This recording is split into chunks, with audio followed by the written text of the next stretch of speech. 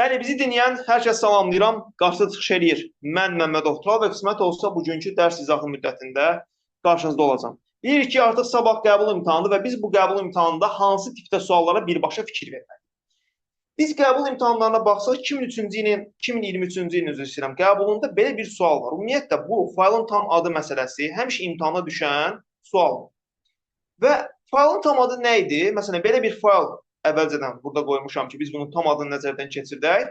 Faylın tam adı hər hansı bir diskin adı ilə başlayır. Buna baş kataloq deyirlər. Ondan sonra 2 nöqtə gəlir. 2 nöqtədən sonra isə neçə silah işarəsi var? Yalnız bir silah işarəsi var. Həmin silah işarəsi də sol yuxarı küncdən hara enir? Sağ aşağı kündə. Siz çaşdırmaq üçün bunu bu formada da verə bilərlər. Çaşmırsınız. Birinci məsələ budur. Bununla bağlı hansı suallar düşə bilər? Bunları hər hansı formada parçalayıb sizdən bunun təzədən bir araya gətirilməsini tələb edə bilər. Bu zaman önəmli olan nədir? Önəmli olan budur ki, sizə desin ki, faylın adı nədir? Məsələn, sənə desə ki, informatika.qəbul PDF-i dəqiq qəbul faylının içində yerləşirsə, faylın tam adını müəyyənləşdir. Deməli, konkret ən axırda hansılar gəlməlidir? Dəqiq qəbul, ondan sonra da 2023 və s. o gələn hissə gəlməlidir. Aydındır məsələ. Bu vacib məsələlərdən biridir. Yaxşı, biz burada iki siləşi harada görürdük? Çaşmayaq. Bəli, biz bunu protokollarda görürdük. Hansı ki, bizim web saytlara əl yetərliyi təmin edən protokolumuz var idi. HTTPS protokolu və yaxud HTTP. Gördüyümüz kimi burada 2 dənə siləş var idi. Bununla bunu qarışdırmaq olmaz. Bunu diqqət yetirdik. Bundan başqa buradan, bu sualla bağlı başqa hansı tip suallar düşür əsasən? Sual belə düşür. Məsələn, deyir ki, tutaq ki, bu fayl, tutaq ki, informatika.qəbul faylı. Buradan 2023-ü sildirəm ki, bu bizim üçün uzun olmasın. Tutaq ki, deyir ki, bu fayl bir dənə papkanın içində yerləşir. Ondan sonra bu faylın yerləşdiyi papkanın daxilində yeni bir qovluq açıldı, yəni yeni bir papka açıldı və fayl yeni papkanın içinə daxil olundu. Və bundan sonra faylın adı bax belə oldu. Sual, bəs faylın adı əvvəl necə idi? Əvvəl nə yox idi uşaqlar? Son papka yox idi. Başa düşdünüz? Burada çaşmamalısınız. Bu da bundan aid olan növbəti sual ola bilər. Bu Windows suallarından, Windows mövzusundan bir də ikinci düşən əsas sualımız klaster sualıdır. Klaster sualı nə idi? Klaster odur ki, diskin elə bir elementidir ki, bu elementin içində yalnız və yalnız bir fayl və yaxud da bir faylın hissəsini yazmaq olar. Və bir klasterin içində 2 fayl yazmaq olmaz. Məsələn, bir klasterimizin həcmi tutaq ki, 4 kilobaytdırsa, əsasən 4 kilobayt olur NTFS fayl sistemində. Bir klasterin həcmi 4 kilobaytdırsa, mən 1 kilobayt da qoysam, 4 kilobayt yer tutacaq, 2 kilobaytlıq fayl götürsəm də 4 kilobayt yer tutacaq. Ona görə burada çaşmaq olmaz. Klasterlə bağlı bu mövzudan nə sual? Məsələn, deyir ki, sizə diskdə 3 ədəd 2 kilobaytlıq, tutaq ki, musiqi, təbii ki, musiqi 2 kilobayt olur, belə tutaq ki, belə ola bilər. 4 dənə tutaq ki, 3 kilobaytlıq başqa tipdə bir musiqi və 5 dənə də 6 kilobaytlıq mətn faylı olur. Və bizdən bu faylların birlikdə kompüterin yaddaşında neçə klaster tutduğunu və nə qədər yer tutduğunu soruşur. Heç vaxt 2-ni 3-ə vurub, 4-ü 3-ə vurub, 5-i 6-ya vurub bir-birindən toplamayın. Niyə? Çünki, uşaqlar, mənim bir faylımın həcmi nə qədərdir?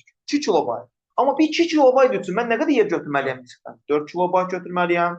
Bu faylda neçə dənə var idi? 3 dənə. Deməli, mən 2-ni 3-ə yox, 4-ü 3-ə vurmalıyam.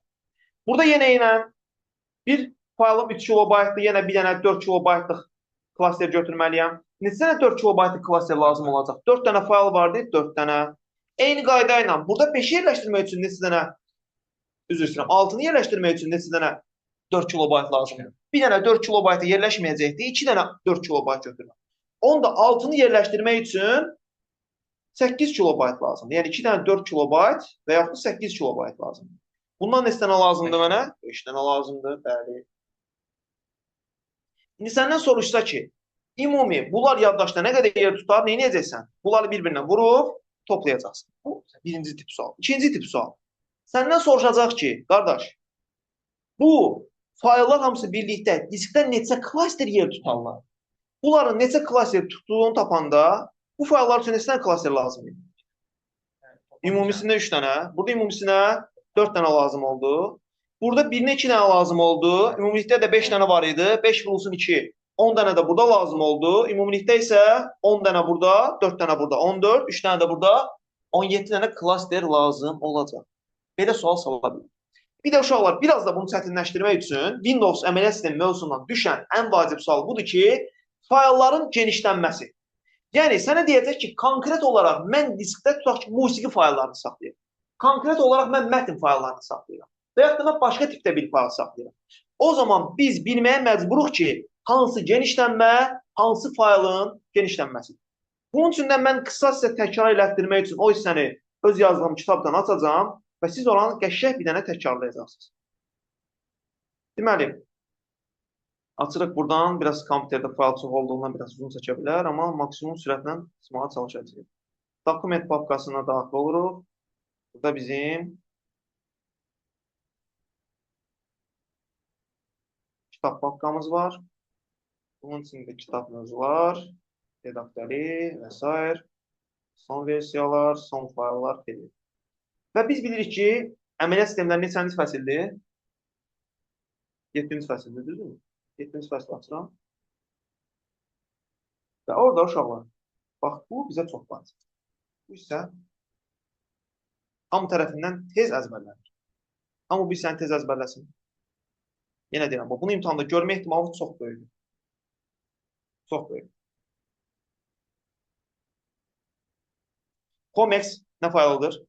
Yükləməyə və yaxud da icraya hazır olan fayllardır. Hansı ki, mən bir faylı yükləyəndə kompüterimdə bu formada görsənir və onun üzərinə basdığınız sonra mən bunu açmış oluram. O setup X falan yazırlar. Məsələn, Word-ü yükləmək istəsən, əvvəlcə onun setup X-i gələcək kompüterimə, sonra ona basacaqsan, oradan yüklənmə prosesi başlayacaq. Bunlar aydındır ki, üçü dənə üçündür PowerPoint-in genişlənmələridir. PowerPoint özü proqram daxilində olmasa da, proqrama düşməsə də, onların fayllarının genişlənmələri düşə bilir. Bunu yaddan çıxartmışsınız. Bunlar burada gördüklərimiz hamısı cədvəl tipli fayllarındır. Bunlar hamısı mətn tipli fayllarındır. Hansı ki, bu dodge-dur, dot-dur, docx-dir. Bunlar Word-ün genişlənmələridir. Text-i, notepad-indir. RTF, WordPad-indir. Rich text demək. Bu db-dır, AC, db-dır. Bu db deyəndə birisi nəzərdə tutulur. Database. Database nədir? Verilənlər bazası. Deməli, MDB da ola bilərdi burada. Bu, birbaşa verilənlər bazası fayllarının genişlənməsi. Onun görə bunları bilməyimiz çox vacibdir. GIF-dir, sonra MPG-dir, PNG-dir, PSX-dır. Sonra nə ola bilərdi? Biz burada çox getmişik. JPEG, JPEG, sonra GIF və s. Belə onlarca ola bilərdi ki, bunlar hamısı məhz şəkil fayllarının genişlənmələridir ki, bunları bilməyimiz lazımdır. Sonra səs faylları düşə bilər. AMR-dır, MIDI-dir, MID-dir, WAV-dır, MP3-dür. Bunlar əsas bizim səs fayllarımızın genişlənmələridir. Sonra video fayllarının genişlənmələrini görürsünüz.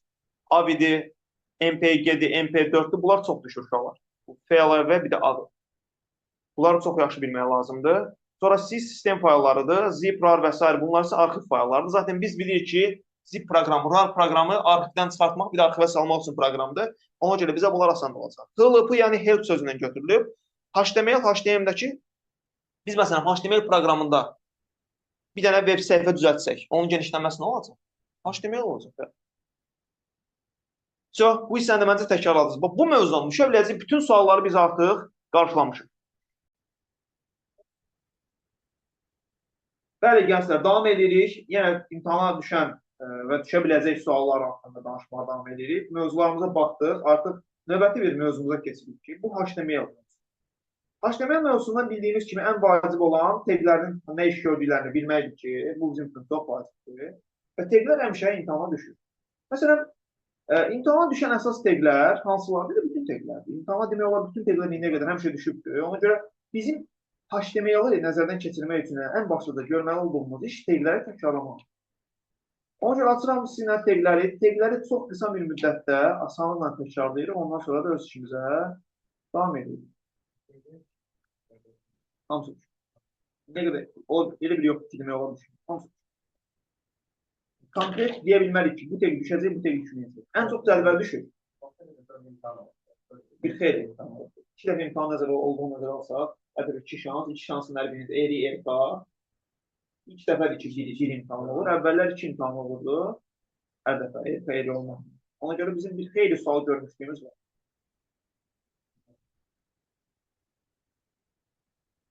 HTML ekstensiyon atacağım. HTML bizim neçənci bölümümüzdür? 15-ci bölümümüzdür. Öz yazdığımız elə materialdan HTML açırıq və diqqətli olmuşuq. Saytın yaradılma mərhələləri də yaxşıdır, amma onun üçün imtahan düşəcəyini düşünmürəm. O səbəbdən birbaşa imtahan düşə biləcək əsas təqlər haqqında danışırıq.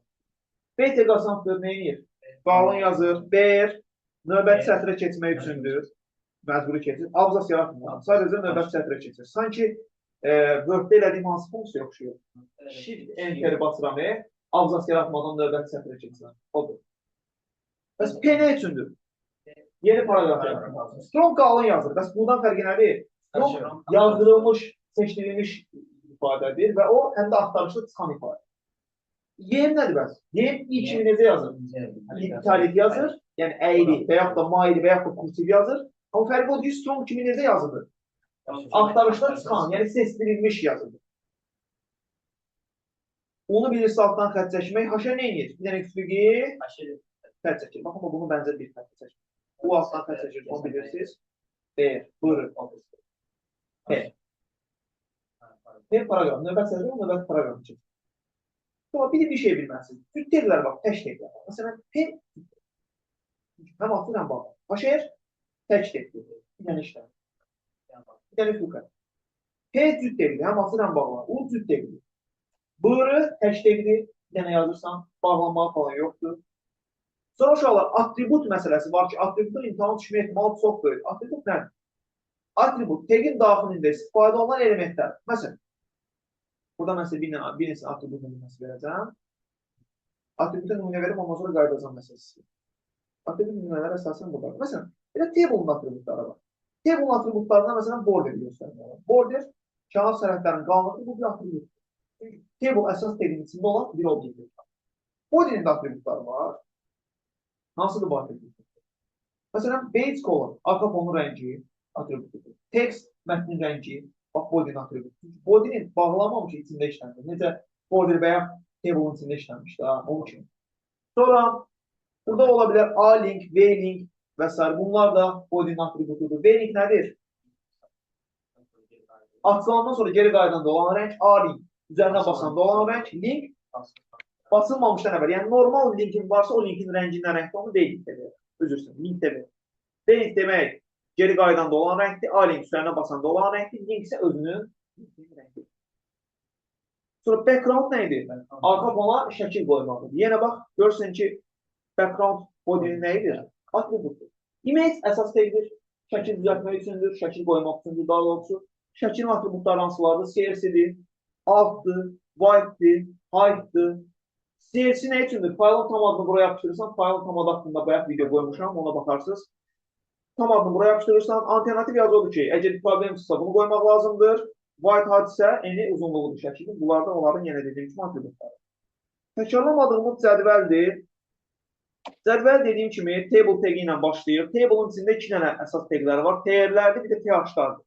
Bir də TD-lərdir. TR sətirləri yaratmaq üçündür. Səndən soruşsa ki, neçə sətir var, nələr sayacam? TR cütlərini, birinci cüt, ikinci cüt, üçüncü cüt, deməli 3 dənə sətir var. Sütunları saymaq desələ birbaşa TH-larda saya bilərəm, amma bəzən məni çaşdırmaq üçün bax ki, TH-ların sayı 3 dənə, amma TD-lərin sayı 4 dənə. Ümumiyətdən sütun olacaq. 4 dənə sütun olacaq. Biraz bu məntiq sütun görsənsə də, sanki sən nə olacaq onda? TH-ların sayı 3 dənə deyil deyə, 3 dənə, tutaq ki, D-lərin sayı 4 dənə. Onda sanki burada 4-cü yerə. Ümumi 4 dənə sütun olacaq. Yəni, baxıram ki, T-lərin içində olan elementlərdən hansı ən çoxdursa, sütunların sayı o qədər. Xanaların sayı desən eynəyərsən?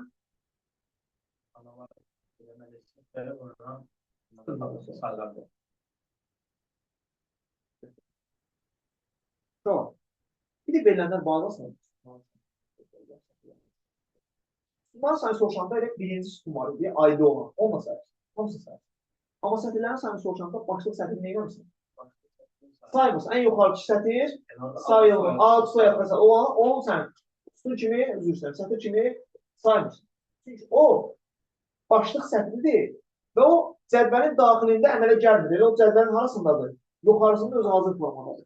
Bunu biz indi verilənlər bazası videosunu izlərsiniz, orada daha yaxşı görəcəksiniz. Amma burada sətirlər sayılır, başlıqda sayırsan, ortanda sayırsan, aşağıda sayırsan.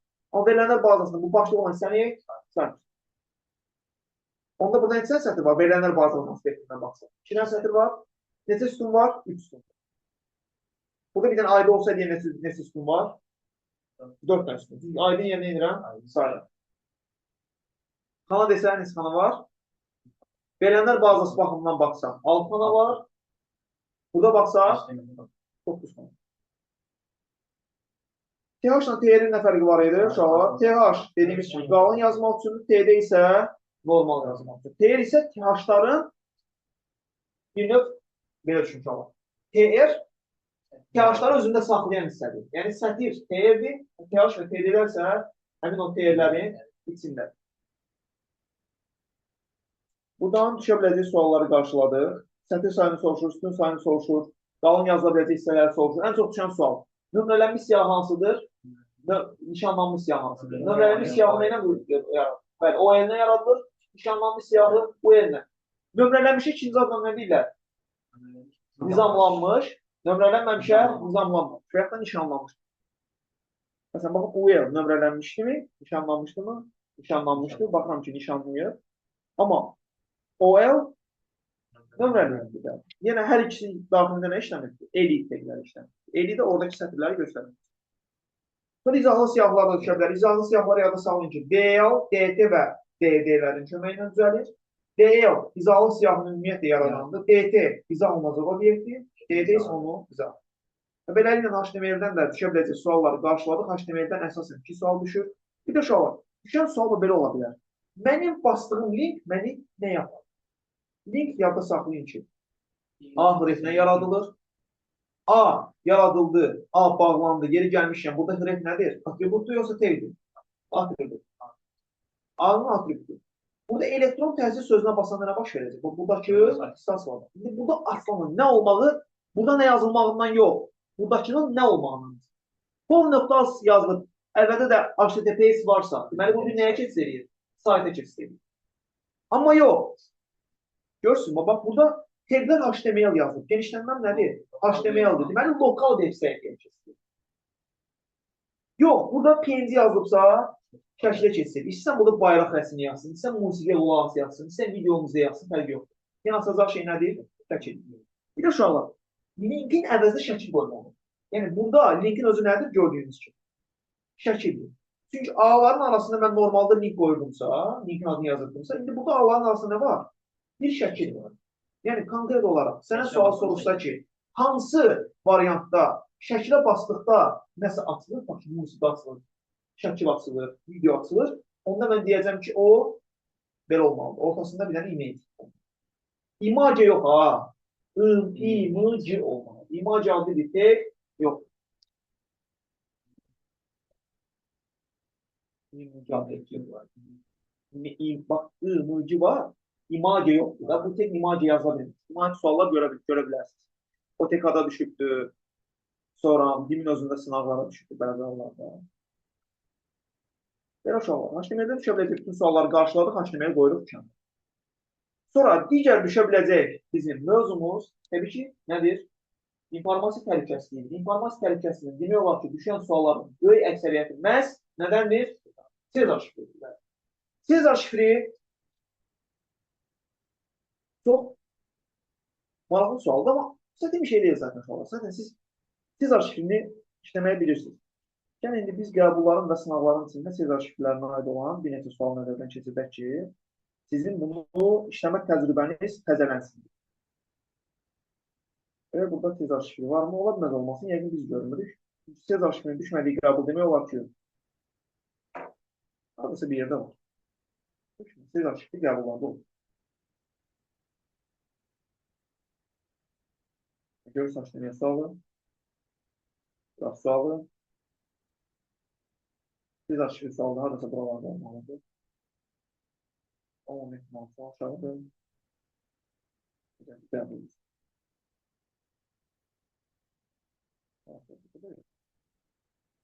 İlk qəbullardan ola bilər, onu görə biliriz. Gəlsin qəbullara. Sezar şifri olmalıdır. O görəndə deyim.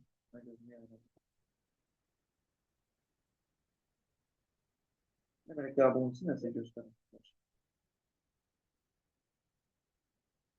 Ha, baxın Sezar şifri buradadır. 2000. Çox. Deyir ki, kurikulum sözünün hər bir hərfi əlifbada hər hansı bir hərfdən əvəz olunur. Və mənə nə istəyir? Və deyir ki, bu yeni şifrdə aşağıdakı kimidir. Məndən nə istəyir? İnformatika sözünün şifrini istəyir. Deməli, mən baxmalıyam ki, kurikulumdan n-yə keçəndə, ifadəyə keçəndə, həddən nə qədər sözür? Yəni, k-dan n-yə nə qədər fərq olmalı tapmağım, mənim üçün nədir? K misalını tapmalı. K misalını tapıram. K-dan baxıram n-yə gəlmək üçün nə qədər getməlidir? Və qabağa mı getməlidir, dala mı getməlidir? Baxıram, k-dan n-yə getmək üçün qabağa getməli lazım. Nə qədər? 1, 2, 3, 4 adım getməli. Onda mən də nə etməliyəm? İnformatik sözünü 4 adım getməliyəm. İdən 4 adım gedəndə qabağa. İdən 4 adım qabağa gedəndə. 1, 2, 3, gəldim çıxdım nəyə? L-ya. Deməli, nə ilə başlayır? L ilə başlayır. L ilə başlayırsa, qalan tüm variantlar getdi. İkisinin arasında seçim eləyəndə bunların yalnız nələrinə baxmağım kifayət. Bir dənə fərqlərdir. Fərq harada var? O, burada var. Bu hərfdə. Baxıram, bu hərfdə sayıram axırdan 1, 2, 3, 4, 5-ci hərfdə. Axırdan 5-ci hərfdə sayıram. Elə axırıncı hərfdə. Axırıncı hərfimiz nədir bizim uşaqlar? A. Mən indi A-dan əvvələm gedirəm, arxayam gedirəm. Yəni, bu tərəfə gedirəm. Nə qədər getməlidir? 1, 2, 3, 4 dənə. Deməli, axırıncı nə olmalıdır? Cavab. Bir də uşaqlar. Məsələn, mən Z-da olsaydım və əvvələ geçsəydim, o da hara gələrdi? Z-dan gələrdi 4 dənə qabağa. Yəni, əvvələ qayıdıb 1, 2, 3, 4. Gəl, çıxardıq C. Başa düşürük. Suallarını da. Bəzi hallarda bu qədər məlum olmur. Özünüz tapın. Müəllim, Sıradakı şifrələrdən bəli. mən sizə gəlirəm. Niyə? Gəl. Gəl, yəni dərs bir uzun çəkəlir sənə. Mən nasıl Nə? olacaq? Dərs bitəcək, Aytən, bir saata. Sən gəlmək sənin üçün biraz mənasız olacaq. Vaxt biləcəksən. Baxdıracam. Belə gəlmək sən gəlir, amma yol çatana qədər elə dərs tutaracaq. Dərs tutarına sonra qalmayacaq biz. Düzü biraz dincəlməyinizi istəyirəm. Ona görə çox saxlamayacağım sizə. Bir də saat 7-də axşam imtahan üçün qoşulacaq. Onu da yuxuya qoyacağım inşallah. Bu söz demək istəyirəm inşallah. Bir də belə sual. Variant əsasını tapmaq sual. Burada artıq bizə konkret K bəlli deyil. K-nı tapa bilmirik. K-nı tapmaq üçün suala baxmaq lazım. Şərtə baxmaq lazım. Deyir ki, bu söz Sezar usulü ilə şifrələnir. A. K-nı verib. K6-dır. Bu da yaxşı. K-nı verib, K-nı vermək yaxşıdır. Onda harf verən tapın. Asandır məncə, hə? Getmədik, bu asandır. 6 payda 6 pay gedəcəksən, hə? Burada bu asandır. Bu asan düşmüşdür. Biraz axırlara gedin. Bu asan sualdır. Bir də sual var. Bu sual düşür. Şimdi buna ait suallar cayılır.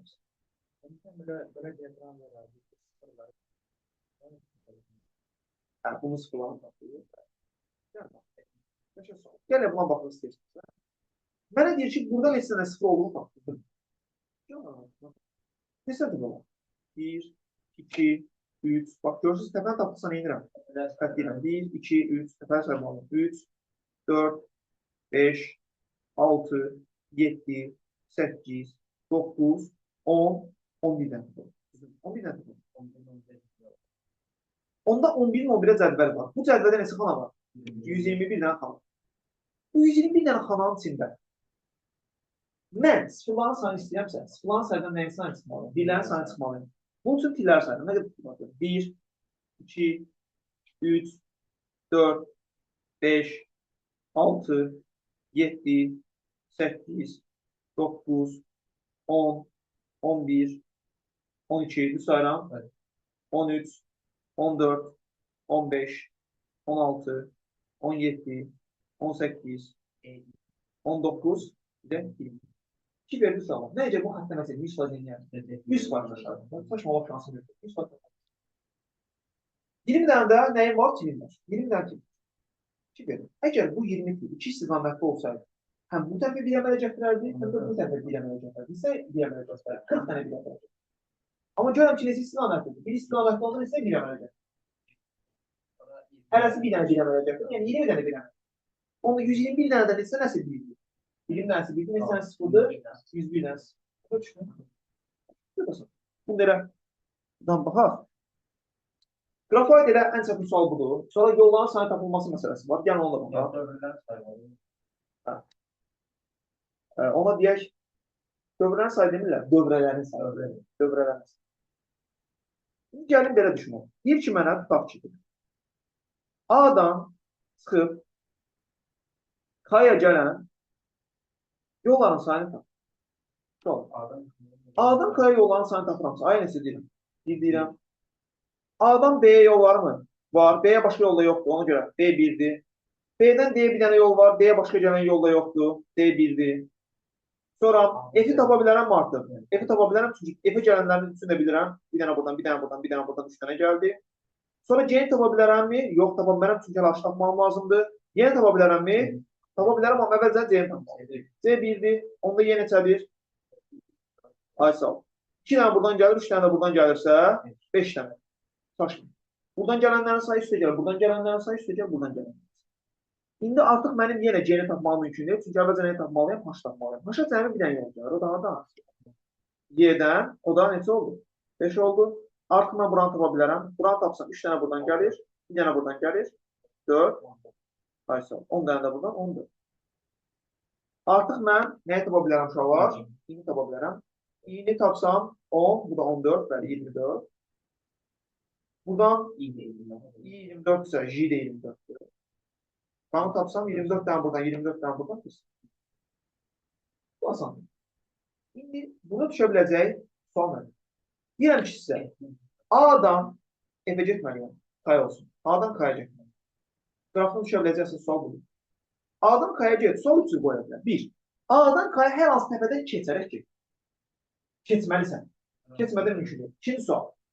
Filan təpədən keçmədən get. Üçüncü sual.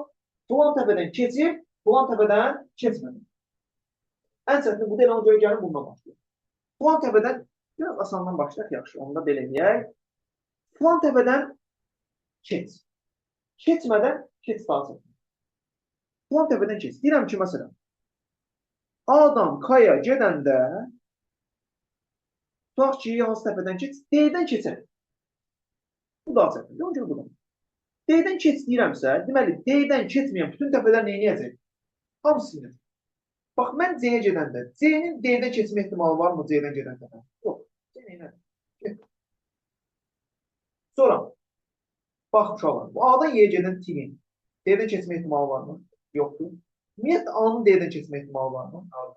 Var. Çünki hardan gedir? A-dan B-yə gedib, oradan getmək mümkündür. Amma A-dan Y-yə gedən D-dən keçmir. A-dan F-ə keçən D-dən keçmir. Amma fikir verirəm ki, mən qalan bütün yolların hamısını deyərdim, amma bir dənə bu yoldan başqa.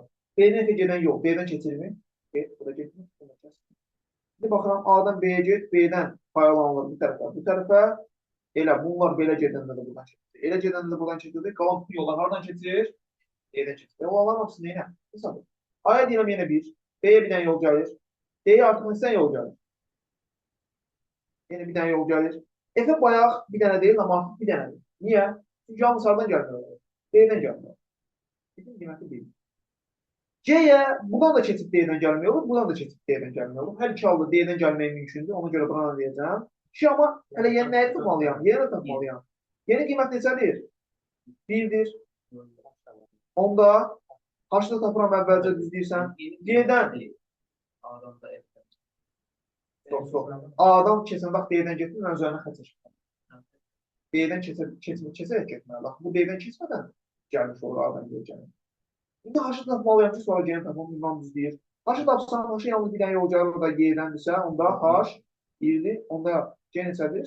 4-dür, bəli. Onda i-ni tapanda 4, o da 2. 6. 6, 6. 12. Bir də deyərdi ki, filan təpədən keçmədən, bax ki, C-dən keçmədən. C-dən keçmədən deyəndə olamaz. Keçərək demək çətindir. Amma keçmədən deyəndə tutulmaz. Niyə? Bax ki, sən dedin ki, C-dən keçmədən. C neylədir bunu? Kəsin tuladın, C nəzərə almadın. Və dedim ki, neynəmə? Hardan keçmədən? Atıram. Y-dən keçmədən. Onda Y-dən gələn, Y-dən keçən bütün yolları kəsin. Bir də var ki, filan təpədən keç. Filan təpədən bu da çətindir. Onu da yazaq. Yazaq. Baxımıza proqram yazaq. Deyirəm ki, indi tutaq ki, A-dan K-ya getməlisən. Amma bu proses yeni yetiriləndə H-dan keçmə. 100% D-dan keçmə. Zaten biz D-dan keçməyin bayaq qaydasını bildik ki, nə etmək lazımdır? Bax, bu xətt nə eləmişdi? Getmişdi. Bu xətt ümumiyyətlə C ora getmişdi. C silinmişdi. Bu xətt nə eləmişdi? Silinmişdi. Buradan gedən yolun B-yə getmə ehtimalı varmı? Yoxdur. A da silinmişdi. Bu var silinmişdi. Görə indi yol üstü nəsə silinsə, silə bilər. İndi uşaqlar. Bir də demişəm ki, H-dan nə eləməsin? D-dən keçsin, amma H-dan keçməsin. Onda H-a gələn və H-dan çıxan hər şey silir. İndi baxıram. A-dan B-yə getmək olar, getdim. A-dan B-yə getmək olar, getdim. İndi D-dən F-ə bir yolla getmək olur. Gəldim. İndi D-dən F-ə gəldim, F-dən Y-yə gəldim. Bir dənə yol var. O da D-dən keçir, problem yoxdur. İndi uşaqlar, G-yə gedən deyəndə arxından H-ı nəzərə almayacaq. H gedir. Artıq mənim G-yə gedən bir dənə yolum buradan var, bir dənə buradan, bir dənə buradan, 3 dənə yol var. Və artıq mənim Y-yə gedəndə də yenə H-ı siləcəm. Artıq 4 dənə yolum var, burada gələn. Qrafdan düşəcək bütün sualları qarşılar. Buradan keçmə, qrafda olan, məsələn, birlərin sayını tap, çəkim matrisindən sıfırların sayını tap. Sonra uşaqlar, bir də bir məsələ var ki, imtahan düşəcək. Sənə təpələr vermir. Yəni, sən nə demək istəyirsən? Təpələr var, cədvəl var. Bu, çəkili qrafdır. Plan təpənin arasında tutaq ki, 2-dir, yolun uzunluğu, plan təpədə 3-dür. Və sənə təpələrlə qrafda olan qrafla, həmin o cədvəlin əlaqəsi tam olaraq verir. Cədvəllə qrafda ilə təpələrin əlaqəsi. Təpələ əlaqələrini özün tapsın. Biz bu sualı qrafa aid hissədə görə bilərik. Ona görə dim açıram, orada buna aid sizə qrafa buna aid düşən sualı göstərəcəm ki, qrafa buna aid sual düşmə ehtimalı böyükdür. Buna görə düşəcək. Mən dinləyədən düz, nə vaxtda biz saatlarını dərsləyirik. Buna aid biraz çətin sual götürəcəm. Onun üzərində gedək.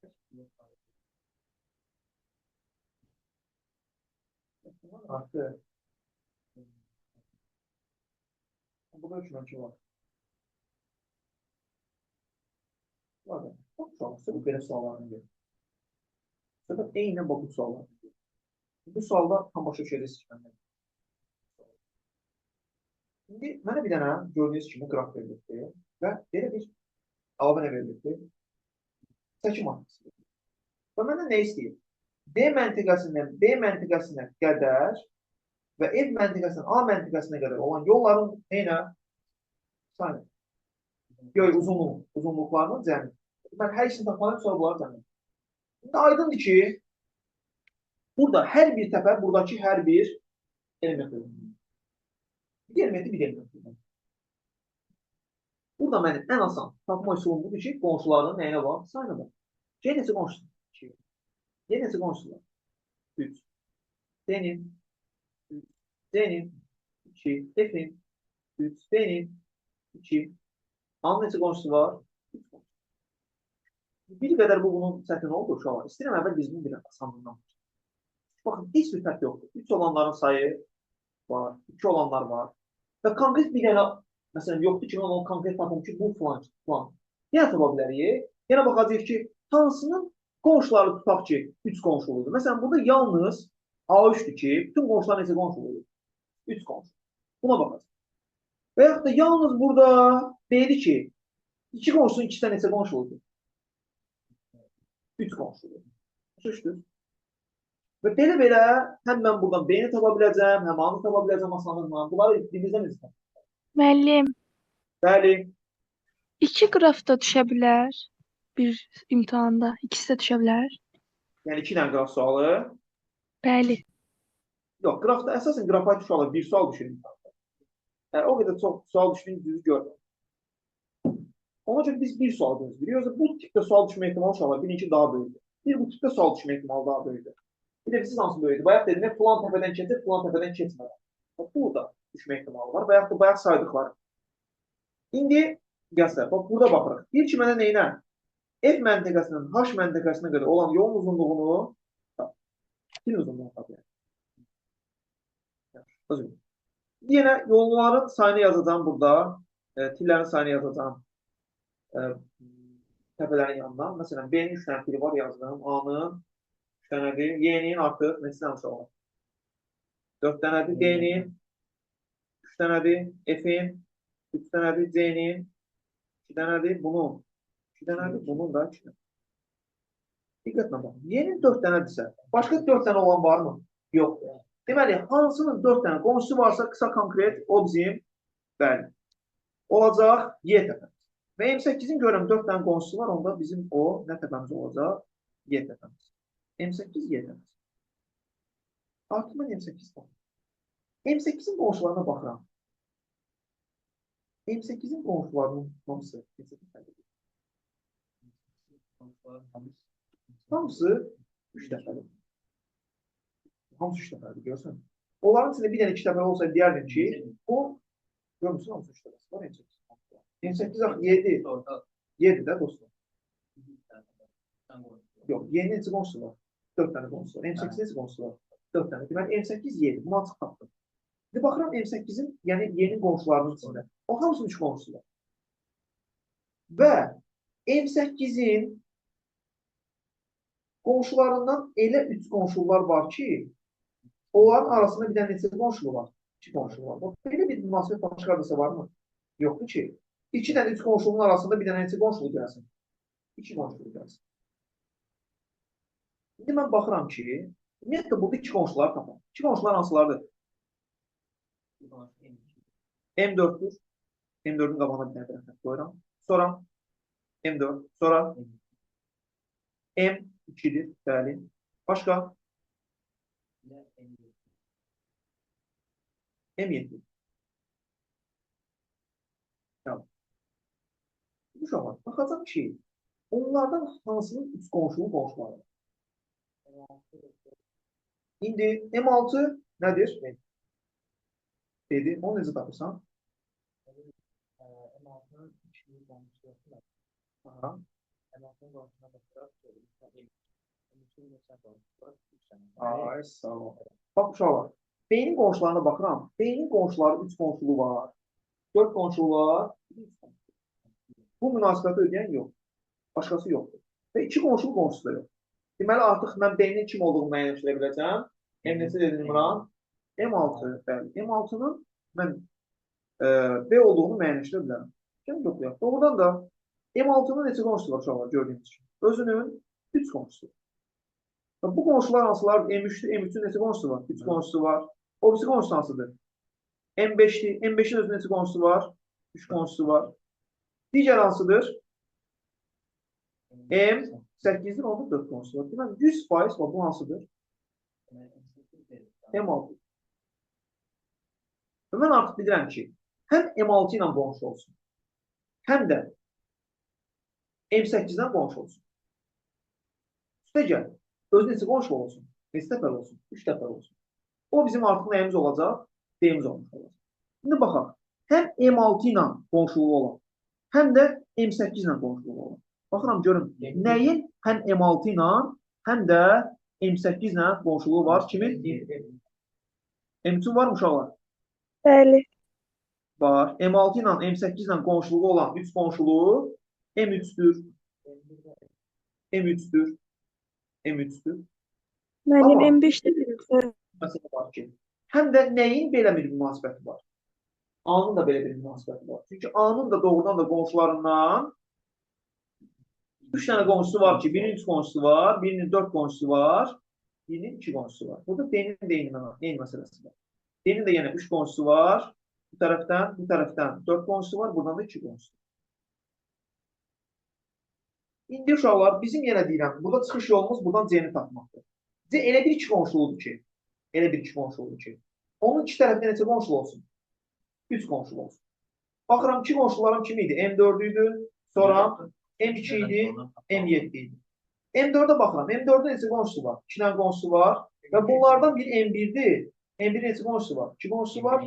Deməli, bu deyil, bu ola bilməz. Çünki hər ikisi 2 qonşulu olmalıydı. M neçə deyirsən? M2'yə baxıram, M2'yə baxıram. M2'nin görəm ki, 2 qonşusu var. Qonşularından biri M1'dir. Neçə qonşusu var? 3 dənə qonşusu var. Qonşularından o birisi kimdir? M3'dür. M3'ün də 3 qonşusu var. Deməli, 100% C neçədir? C2. Başa düşdünüz? Buna sual çox uzatmayacaq. Bu formada mənim əsas məqsədim hansı təpələri tapmaqdır? F təpəsini tapmaqdır, sonra da H təpəsini tapmaq. Zaten mən uşaqlar tapmışam hansı təpəni? Y-ni tapmışam, C-ni tapmışam. Deməli, həm C qonşu olsun, həm də Y qonşu olsun. Və onun özü neçə qonşulu olsun? 3 qonşulu olsun. Üstə gəl, qonşularına bir neçə qonşulu olsun? 2 qonşulu olsun. O artıq nə olmuş olacaq? F olmuş olacaq. Bu qaydayla bu məntiqlə bunların açısını tapacaq. Aydındır. Biraz vaxt tapan sualı diqqətli olmalısınız.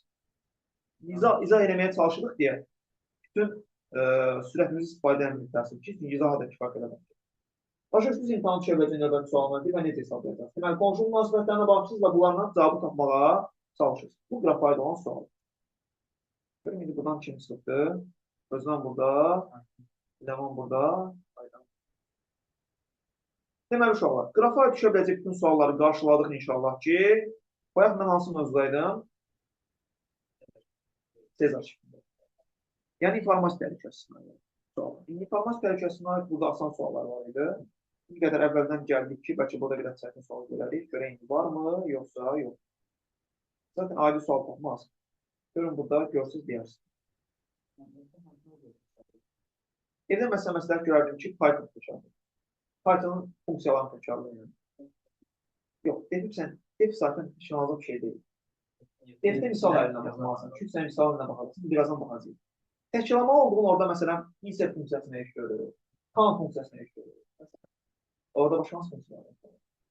Sum funksiyasına eş görür, len funksiyası, split funksiyasına nə iş görür, necə işlənir, bunlara baxmalısın, necə işləniyinə 100% dəqiq baxmalısın.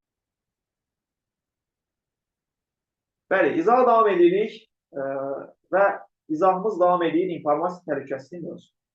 İnformasiya təhlükəsizliyində bildiyimiz kimi düşən ən böyük suallardan biri məhz Sezar şifrədir ki, bu mütəmadi qəbullarda bizim qarşımıza çıxan sualdır. Və gəlin elə oradan davam edək. Buna aid ən normal suallar Kaderanın içində biz görürük ki, burada fərqli suallar var. Məsələn, deyir ki, əlifbanın hərfi ardıcıllıqla birdən başlayaraq 8-ci say sistemindəki rəqəmlə şifrələnir. Və kitab ifadəsinin şifrini bizdən müəyyənləşdirməyimiz istənir. Biz hansı say sistemində söhbət gedir uşaqlar? 8-ci say sistemində. 8-ci say sistemində söhbət gedirsə, deməli bizim ədədlərimiz 8-ci say sistemində nələr olmalıdır, rəqəmlər olmalıdır. Birinci məsələ oldu. Yəni bizim burada olan ədədimizin içində 9 olmamalı. Ona görə birbaşa biz görəndə nəyi çıxırıq buradan? 9 olan variantlar çıxır. Bundan sonra nə edirik? Bizim kitab sözümüzdə olan hərflər var. Bunu əvvəldən 8-ci say sistemində saya-saya gedə bilər. Məsələn, birinci ədədimiz olar 0,01. Sonra olar zaten elə 0,01-dən belə düşünün. 3 bitlə kodlaşdıramsa 0,01-dən başlayar. 2 bitlə kodlaşdıramsa 0,1-dən başlayar. 1 bitlə kodlaşdıramsa bir rəqəmli olmalıdır. O da çox çətin məsələdir. Çünki burada 2 rəqəmlər dəftərdir. Ona görə konkret bildir. Və belə bir qeyri-müəyyənliklə qarşılaşmamaq üçün ən rahat odur ki, mən bu hərfləri onluq sayəsində sayım. Görün, bu hərfin onluq sayəsində neçə zərif. K hərfini saysam, baxın, bu ümumiyyətlə neçə zərifdir, bunu tapdım. Birinci zərifdir. Bu ikinci zərifdir, bunu tapdım. Sonra bu tərəfdə K hərfini də tapmağa çalışıram. Sayaq belə neçə zərifdir. 1, 2, 3, 4, 5, 6, 7, 8, 9, bəli, sən demiş, yeni artıq tapmışım, 9 yazdım. 9-dan sonra 10, 11-ci zərif. Deməli, mən burada gördüyümüz ədədləri, onluq ədədləri neçəyə sayısını çevirim? 8-ci sayısını. 11-i 8-dəyə çevirsəm, 8-ə bölərəm aydındır ki, bir dəfə düşər, 8-də çıxaram, geri qalar 3. Deməli, burada neçəymiş? 1, 3. Deməli, 1 üstdən başlayır. Sonraki hərfimiz neçədir? 9. 9-cu yerdə durur, onda 9-u çevirməyə lazımdır. 9-u çevirsək aydındır ki, bəli, 1, 1 alınır. Ondan sonra deməli, gəlir 1, 1. Biz artıq cavabını elədik.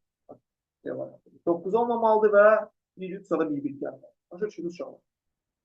Yeni qayda nə deyir ki, əlifbanın hərflər ardıcılığı 1-dən 16-lıq say sistemi və s.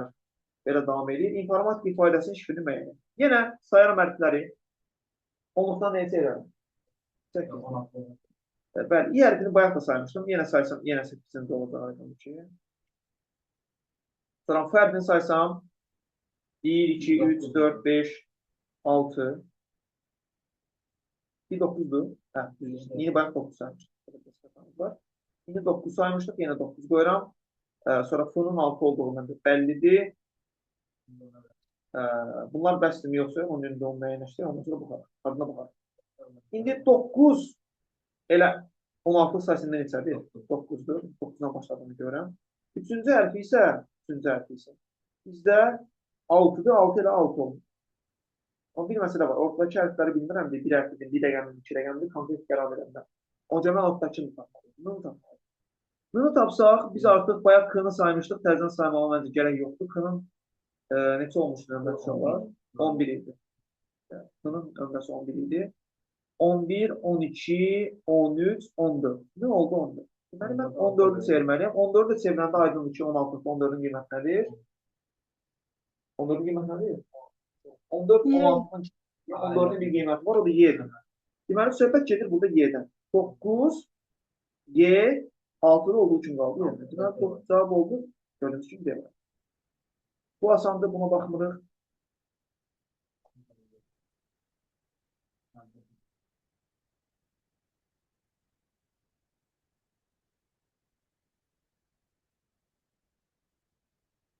Necə eləyək? Məsələn, K-dan yerə qədər seçərik. Amma bizə variantlar yoxdur. Deyir ki, kitab sözü Sezar üsulu ilə filan algoritmdə şifrələnir. Düzdür mü? Sanki bu sən nəyə bənzəyir? Biz ancaq özü verirdi, bir də variantlar verirdi. Yadınızdadır. Ona bənzəyir. Gəlin görək ümumiyyətlə birinci bu variantlardan hər hansı bir qanuna uyğunluğa tabidir. Tutaq ki, K-dan K-ya keçmə ehtimalı nə qədər sizəcək? K-dan K-ya niyə geçsin? Amma bir məsələ var ki, təzdən bura qayıtmaq eləmək var. Amma onda K əgər K-ya keçsəydi, bütün hərflər özünə keçmiş olardı. Elə bir şey görmədiyindən, ümumiyyətlə bu ehtimallardır. Ona baxacaq. Y gözü 5-dən böyükdür. Təbii ki. İndi tutaq ki, K o-ya keçirsin. K o-ya keçirsə uşaqlar. K-dan o-ya qədər saysam 1, 2, 3, 4, 5 dənə var. Onda bütün hərflər yerinə nə qədər dəyişməli? 5 dənə dəyişməli. İyi 5 dənə yerinə dəyişməli. 1, 2, 3, 4, 5. Problem yoxdur. A yerini 5 dənə dəyişməlidir. T da yerini 5 dənə dəyişməlidir. A-dan mən 5 dənə gəlsəm, A neçənci hərf var? A 4-cü hərf. 4-cü hərfdən mən 5 dənə gəldiyim zaman 1, 2, 3, 4, 5. E-yə gəlib çıxıram, çıxıram, problem yoxdur. Və burada sadəcə mənim üçün biraz əlqərəz olan zıdır ki, burada T-dan gəlib sizə, düzdürmü? T-dan 5 dənə gəlirəm, bəli, doğrudan Z-yə gəlib çıxır. Bunda problem yoxdur. Bu səsdən problem olmadığını görürəm. Sonra N-ya keçdiyi halda bunlardan biri 100% nə olacaq? Səhv olacaq. Bu variantlardan biri 100% səhv olacaq. Birbirindən fərqlidir. Tutaq ki, N-ya keçmişəm. K-dan N-ya keçdiyim zaman uşaqlar nə dəyişir? 1, 2, 3, neçə dəyişir doğru? 4 dənə. B variantı səhvdir. 1, 2, 3, 4 dənə dəyişdirmiş olaram. Deməli, hamısı 4 dənə dəyişməli. Buradan tutaq ki, gəlirəm, baxam ki, son hərflər fərqlidir. Baxacam, görüm, buradan 4 dənə gələndə mən gəlib ara çıxıram. 1, 2, 3, 4. Buradan 4 dənə gəlirəm. 4 dənə olduğunu müəyyənləşdirirsən. 1, 2, 3, 4. Bəli, Y-yə gəlir. Burada Y var mı?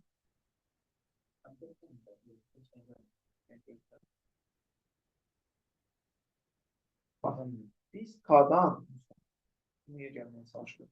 1, 2, 3, 4 dənədə 3 dənə var. 4 dənə gəlmişdir. Onda bütün hərflər 4 dənə gəlməlidir. Amma mən buradan 4 dənə gəldiyim zaman 1, 2, 3, 4 Y-yə gəlmişəm. Nə buna uyğundur, nə də buna uyğundur. Sonra gəlirəm indi bunu yoxlamağa. Hüyyət başı keçdiyimi zənn edirəm. Və mən K-dan K-ya keçdiyim zaman nə baş verir? Arkaya gedirəm. Nə qədər arkaya gedirəm? 1, 2, 3, 4, 5 dənə arkaya getmiş olarım. Onda bütün hərflər 5 dənə arkaya gedir. Və son hərfim nədir? Budur. Onda burada nə qədər arkaya gedir? 5 dənə arkaya gedir. Buradan 5 dənə arkaya getsən 1, 2, 3, 4, 5. Büyüyə gəlsin. Bu ehtimal cavabını alır.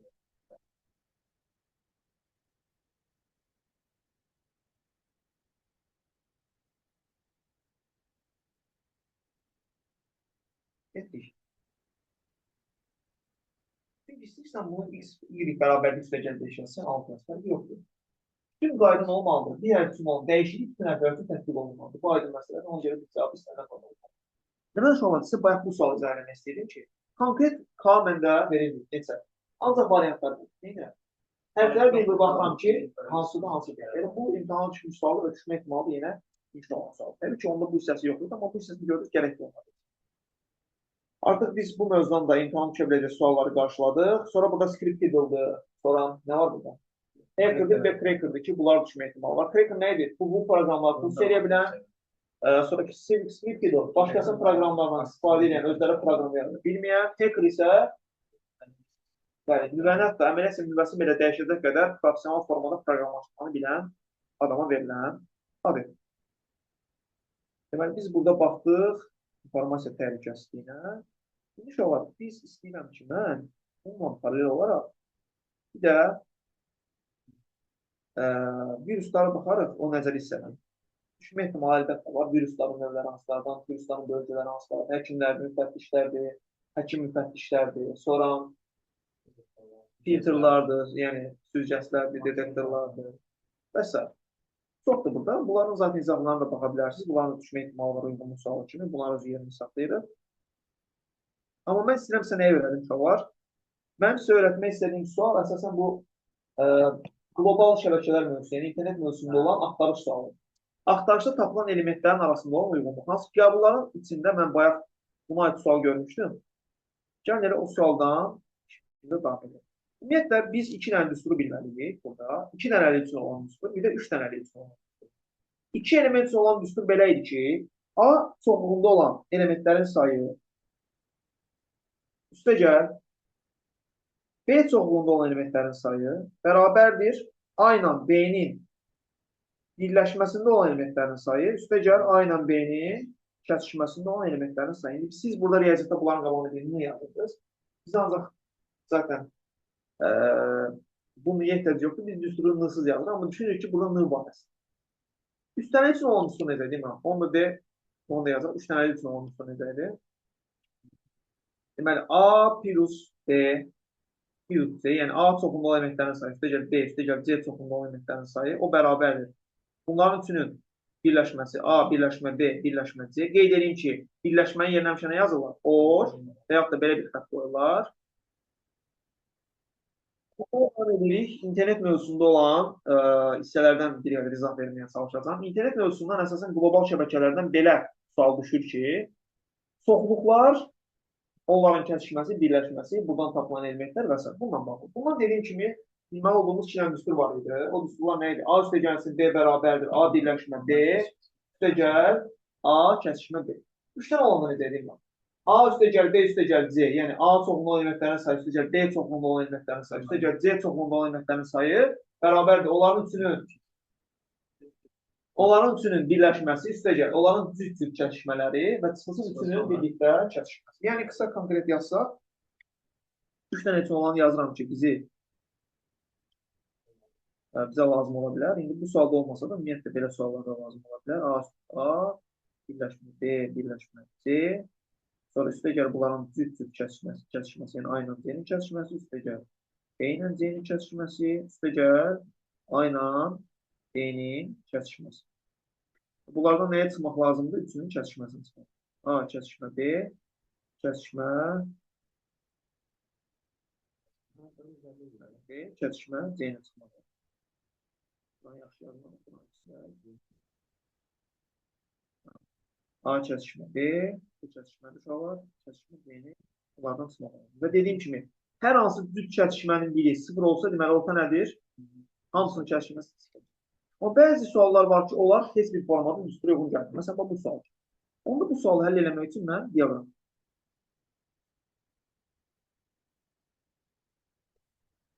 Belə bir diaqram vururuq. Diaqramımız balaca uşaqlar. Çalışın ki, diaqram biraz böyük olasınız. Hökmən böyük olasınız ki, rahat onun üçün işləmək mümkün olsun. Biraz böyük vururam. Belə.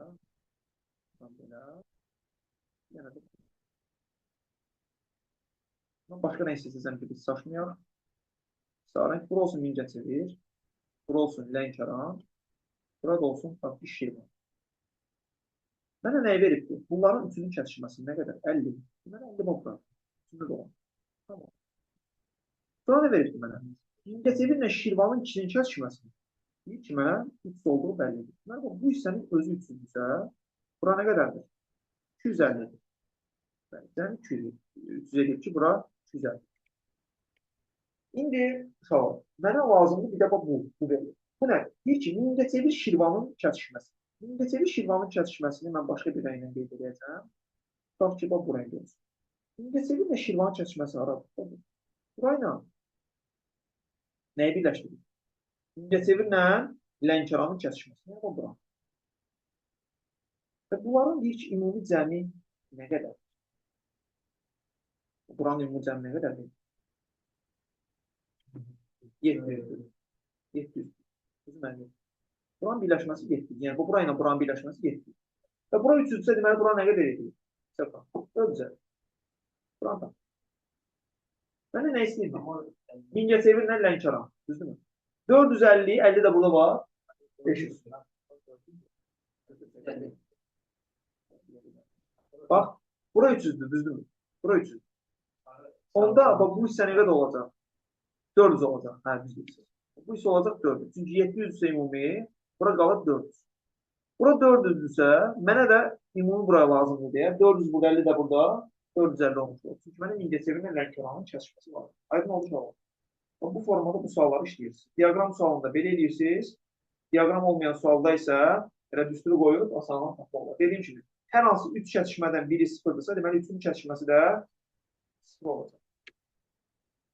Bu bizim oldu diaqrama aid düşə biləcək suallar. Sonra bizim hansı sualla qarşılaşma ihtimalı var, onu keçdik. Hansı mövzunu qalacaq? Deyək mövzunu izah elədim. Algoritm bölümü. İnformasiya təhlükəsindən düşə biləcək suallar demişəm. Excel demişəm. Algoritm. Necə? Algoritm qalıb. Aparat proqram təminatında öyrənməli olduğunuz ən vacib hissələr yaddaşlardır. Hansı yaddaş, həcmi nə qədərdir, ana plat üzərində olan qurğular, bunları təkrarlayın. Sonra daxili yaddaşlar hansılardır, xarici yaddaşlar hansılardır, bunları təkrarlayın. Hansı yaddaşlar enerjidən asılıdır, hansılar asılı deyil, bunu təkrarlayın. Sonra ISO klavişlər çox var, təkrarlayın. Bəli, klavişlər neçə yerə bölünür, hansı klavişlər nə iş görür, bunlar vacibdir. Kursoru idarə edən klavişlər tutaq ki, hansılardır, funksiyonel klavişlər hansılardır, nə iş görürlər, bunlar düşə bilər. Aparat təminatından başqa nə düşə bilər, düşünək biraz. Portlar düşə bilərmi? Bəli, portlar düşə bilər. Hansı port, hansı qrup boşluğu, uyğunluq sual üçün düşmə ehtimalı var aparat təminatı? Onu soruşdu, onu dedim zaten. Bunlar düşə bilər. Proqram təminatı zaten düşmə ehtimalı çox böyükdür. Hansı proqram tutaq ki, tətbiqi proqramdır? Hansı sistem proqramlarına aiddir? Sonra hansı instrumental proqramdır? Yəni proqramlaşdırma alətlərinə aiddir. Bəli. Sonra məsələn, xidmət proqramlar hansı bloklara bölünür? Bunlar imtahan sual olaraq düşə bilər. Bəli, buyur. Hə, dediniz ki, disklərin yaddaşı düşə bilər, hard diskin falan nə qədərdir? Çünki hard diskin yaddaşı bizə bəlli deyil. Məsələn, CD-nin, DVD-nin, FTD-nin həcmi düşə bilər. Sonra hansı ümumiyyətlə yaddaşların enerjidən asılıdır, hansı deyil, daxillər hansılardır, xaricilər hansıdır, printer çox vacibdir. Printerin növləri, skanerin növləri, bunlar imtahan sual olaraq düşə bilər. Düşmə ehtimalı çox böyükdür. Bunlar təkrarlayın. Aparat proqram təminatı haqqında bu qədər. Bizim hansı belə çox sual düşəmir özümüzdə, o Python'da. Algoritm, müəllim. Necə? Algoritmə baxmadı. Yaxşı. Gəlin elə algoritmə də burada baxmağa çalışırıq. Algoritmin normal sualını zaten həll eləməyi bilirsiniz. Bu belə aid sualı. Nədir məsələ burada? Bəli, əvvəldən gəlirsən A yazırsan, belə burada. Bir dənə A yazdım. Bir dənə B yazdım. A-ya 28-i verdin. B verdin 6-nı. Bir də səndə nəyə söz lazımdır? Riyaziyyat sözünün heç tərəf çap olmağı düzdürmü? Riyaziyyat sözünü də buraya yazdım. Nə qədər riyaziyyatdan keçsən, necə riyaziyyat? Çap olmadı. Görürsün, B-ni artıracağım hər dəfə, B-ni artıracağım, A-nı azaldacağım. Riyaziyyatdan bax, nəsə, tutaq ki, bunu x dəfə keçdi. Bir dənə də gəlib, harada keçəcək? Axırda keçəcək. X bir dəfə. Müəllim, həmin o testdə 81-ə misal ala bilərsiniz. Neçəyə? 81-ə. Baxaq, görək 81-ci sualda nəyə nəzər tutur. Nədir burada problem? Bax, bunlar ikisi eyni yerdə yazılıbsa, bunların kəsişməsidir. Biri burada yazılıbsa, birləşməsidir. Zaten biz verilənlər bazasında buna aid suallar işləmişik. Sadəcə eyni də sadəcə demək istəyir ki, sənə maaş nə olsun? 500-dən teacherların maaşı 500-dən böyük bərabər olsun. Eyni zamanda həmin o müəllimlərin iş təcrübəsi nə qədər olsun? 8 ildən ya az, ya da ona bərabər olsun. Eyni vaxtda ikisini ödəyənlər. Belə, bu asan sual. Bunun üzərində çox durmaq istəmirəm. Excel aid sualları izah eləmişdim. Bir də suallar, bax, belə sualları bilirsiniz. Kim hardandır, necədir? Cədvəl qurursunuz, adlar, aşağısına tutaq ki, peşələr, bir dənə də element varsa, tutaq ki, yaşlar. 3 element ondan eynirsən. Adları buradan yazdın, o peşələri buradan yazdın, yaşları bir də buradan yazırsan, bir də aşağıdan yazırsan. Yaşları 2 yerdə yazırsan. Niyə? Aşağıda yazırsan ki, peşələrlə yoxlamaq istəyirsən. Bu tərəfdə yazırsan ki, adlarla yoxlamaq istəyirsən. Bundan daha asanlarını tapmaq olur. Sonra algoritm sualları deyirsiniz. Algoritm aid belə sual izah elədim. Bir də algoritm aid necə sual düşə bilər? Sənə son qiyməti verər, deyər ki, nəyi tap? Əvvəlki qiyməti tap. Belə bir sualla qarşılaşa bilərsiniz. Belə bir sual varmı? Bu iş verir axır istədiyor. Bu lazımdır. Bu lazım.